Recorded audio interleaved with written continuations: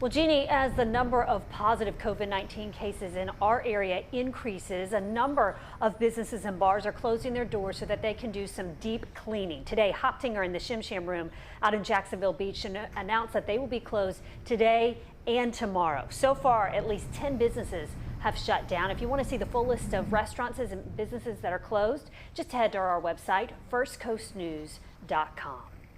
And as many businesses close their doors to clean and disinfect their facilities, you may be wondering, does that cleaning actually work? Well, On Your Side's Ken Amaro spoke with a company that disinfects businesses and shows us how the cleaning process works. Ken?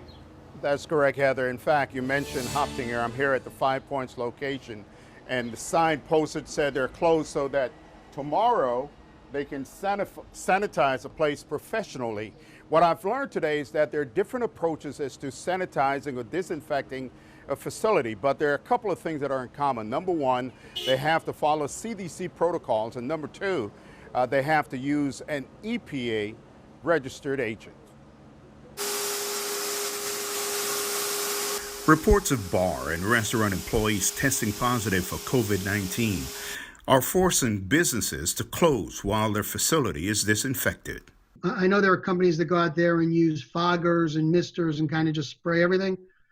We wipe it down. Stephen Kaufman is CEO of Urban Mining, a technology company that developed Sanitize It.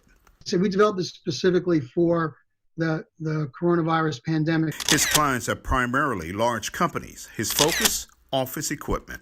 Sanitize it with an antiviral agent and then to quarantine it before it's reintegrated back into the business environment. Usually 48 hours to be sure that the laptop or the monitor is COVID-free. We leave the sanitization of the workplace to somebody else. The CDC calls for those disinfecting a facility to use an EPA-registered disinfectant and to focus on high-touch areas like tables, doorknobs, light switches, phones, and toilets. How do you know that it works? So great question, and a little tricky today, right? While the antiviral disinfecting agents are EPA registered, there is so much uncertainty with the COVID-19 virus. We have to trust the protocols are being followed. Now, I asked Mr. Kaufman if I should be concerned going to a facility, and he said he's not capable or qualified to answer that question. Here's the bottom line. If these companies that are disinfecting places like this are following the CDC's protocol and they're using EPA-registered agents, then the facility should be okay. And we have to trust that they're doing that. Now, the other part of that equation is simply this.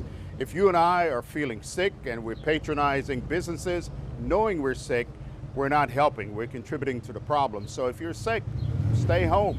By the way, there's another list of protocols for dealing with a facility when an employee or a visitor happens to be sick. Of course, all of that is in my story on firstcoastnews.com. Back to you.